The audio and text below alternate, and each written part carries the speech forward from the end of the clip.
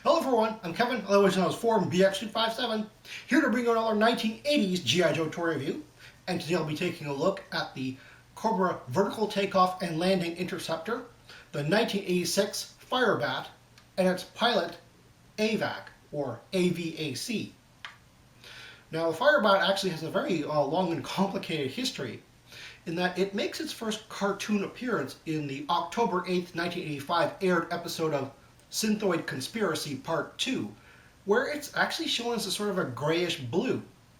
As a matter of fact, the whole first season would actually show the Firebat as sort of that grayish blue. It isn't until the 1986 5-part miniseries Arise Serpentor Arise in Part 3 that we get to see the Firebat in its accepted color of red. It makes its first comic book appearance in the old Marvel comic run in issue 46. Well, as this.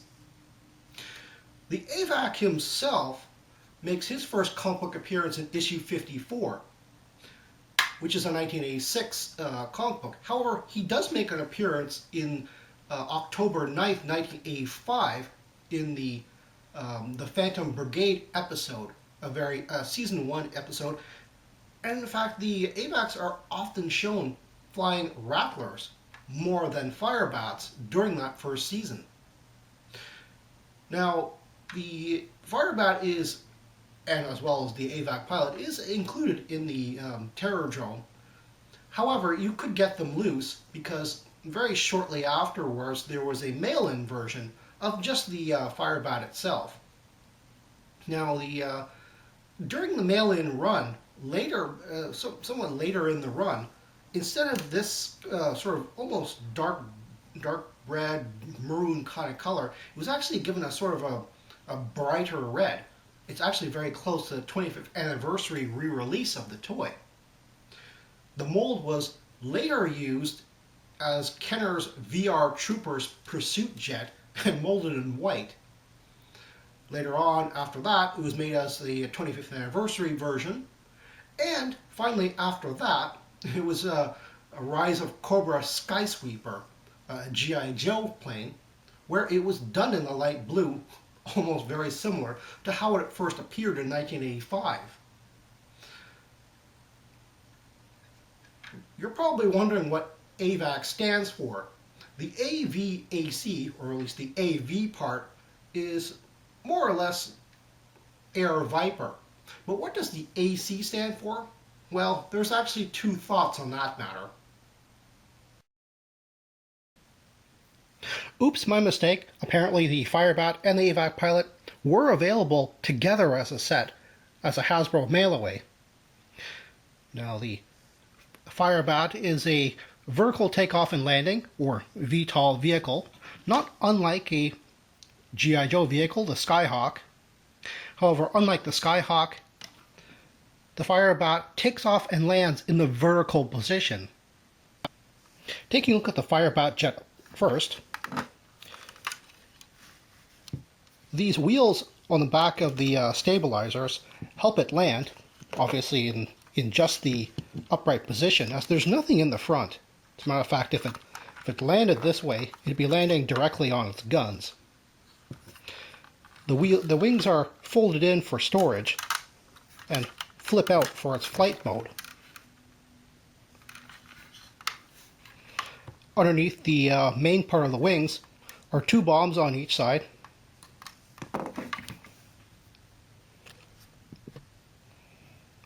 These are actually rather plain bombs, and there's 4 of these altogether.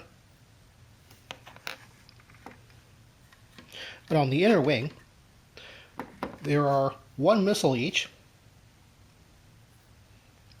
for a total of 2.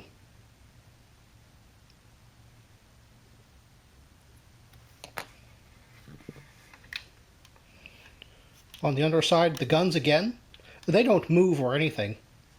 Unfortunately, they're actually pretty much the most fragile part of this entire toy, and they're often broken off because the clips that hold them in are just very fragile. Mine are actually glued in, so I'm not too worried about putting pressure on them. One interesting thing about the difference between the 25th anniversary re-release of this toy is That toy had molded in vents, I think like one right around here and two down here. Whereas, as you can see, the original is pretty much smooth on the bottom. That's pretty much the only difference I could really see between the original and the new one. On the top, we have these vent covers.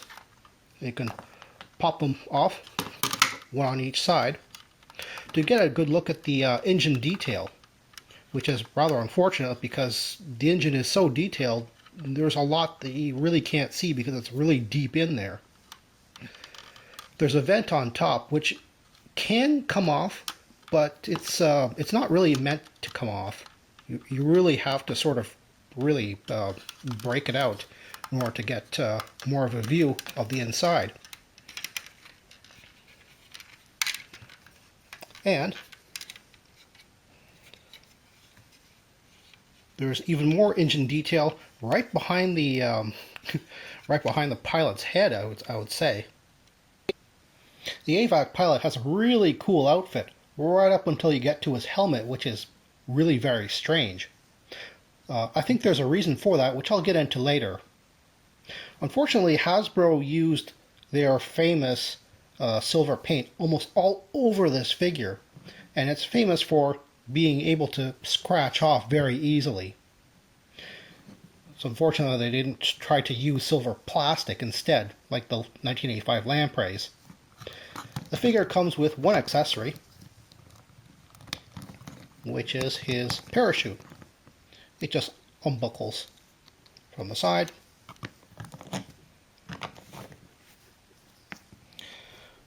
The parachute is not that much different from the 1984 Ripcords figure. Of course, that one had a buckle rather than these tabs on the side.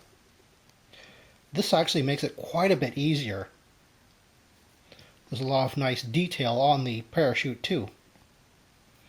One odd thing about this is that early versions were made of a very hard plastic. Mine, however, is more of the rubbery variety, which I think is a later version. However, both versions tend to be a bit fragile around the nubs and the straps themselves. So if you're looking for one on the aftermarket, be sure that these are still on there and not cracked off. So what exactly does AVAC stand for? Well, according to the 2003 Air Viper file card, it's noted as Air Viper Advanced Class. However, this is a figure and file card which comes from the San Francisco G.I. Joe Convention box set, and is not a regular Hasbro issued figure. However, it does sound really good, and quite frankly, a lot of collectors just accept that. Unfortunately, it's recently come to light that that might not be the case. The 1985 Sunbow Animation G.I. Joe Writer's Guide has finally been released to the public, and lo and behold, it lists the AVAC as being Air Viper Attack Corps. Well, I guess it's up to you to choose which one you want to go with.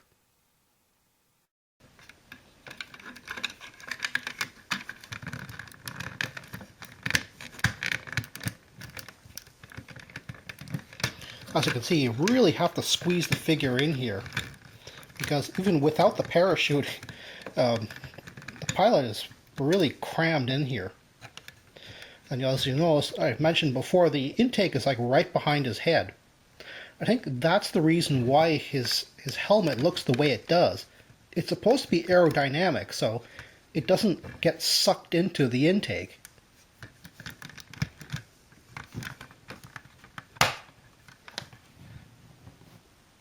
When you consider how early the designs for the Firebat and AVAC pilot were finalized, it makes me wonder whether they were supposed to be their own standalone toy, perhaps released at the end of 1985. When you think about it, there's not a lot of Cobra vehicles in 1985. On top of that, the Firebat itself is just very detailed. It certainly doesn't feel like something that was just a throwaway item to be included with a base. It really does feel like its own separate vehicle. and quite frankly, it is rather nice, albeit it's a bit small.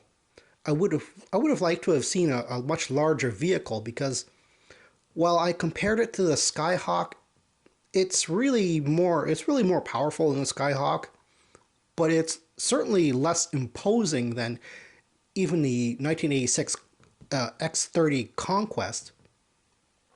It can certainly hold its own. Obviously, it does in the cartoon and even in the comic book. But honestly, it doesn't seem to have pretty much an equal on the GI Joe side. Everyone wants a ride in the pocket rocket. Uh, Whoever wrote that, well, I don't think that was accidental. Let's just say that. One of the nice things about the figure is that full harness parachute pack. I really wish we got more of those to add to any co-pilots for Cobra jets or helicopters. What would have been really nice if it had an actual working parachute. One of these days I have to track down the India version of the carded Wild Weasel. I believe that's the only time we actually get a working parachute with the Cobra emblems on them. Well, that's all the time I have right now. Please check out my Facebook page for more information and behind the scenes photos for these reviews. Thank you for watching this video, and stay tuned for next time to see another 1980s G.I. Joe toy review. See you then.